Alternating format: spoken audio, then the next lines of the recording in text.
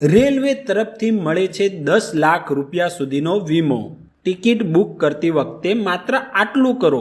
રજા મળતા જ પરિવાર હોય કે પછી ફ્રેન્ડ સર્કલ ફરવા જવાનો પ્લાન બની જાય છે।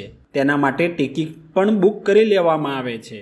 તો આજે અમે તમને જણાવીશું કે જો તમે પણ ટ્રેનમાં પ્રવાસ કરવાના છો તો ટિકિટ બુક કરતી વખતે આટલું કામ જરૂર કરી લેજો।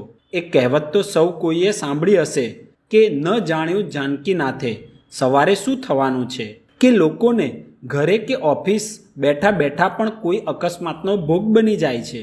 આજકાલ તો લોકો સ્વાસ્થ્ય પ્રત્યે ખૂબ જ સતર્ક થઈ ગયા છે। પરિવારના તમામ લોકોનો સ્વાસ્થ્ય વીમો કરાવી લેવામાં આવે છે।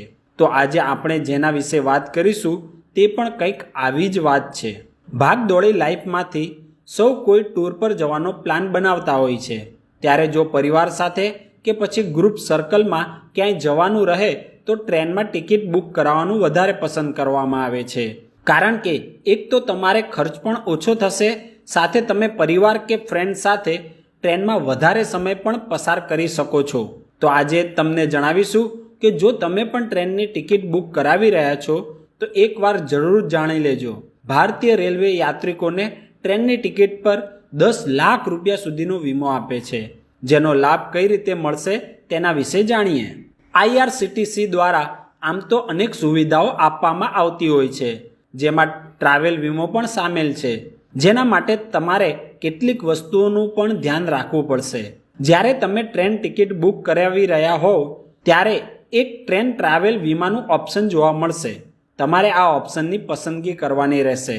આનો લાભ માત્ર એ લોકોને મળશે જેમણે ઓનલાઈન ટિકિટ બુક કરાવી હોય। સાથે એક PNR પર ટિકિટ બુક કરાવનાર તમામ મુસાફરોને તેનો લાભ મળે છે। મુસાફરોએ બીજી એક વાત ધ્યાનમાં રાખવી જોઈએ કે જો તમારી ટિકિટ કેન્સલ થઈ ગઈ હોય કે RAC હોય તો પણ તમને આનો લાભ મળશે।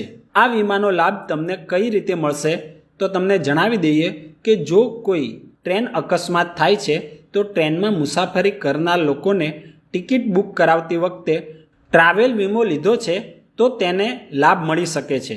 જો ટિકિટ બુક કરાવતી વખતે તમે ટ્રાવેલ વીમાનું ઓપ્શન પસંદ કર્યું નથી તો તમે આના માટે ક્લેમ કરી શકશો નહીં।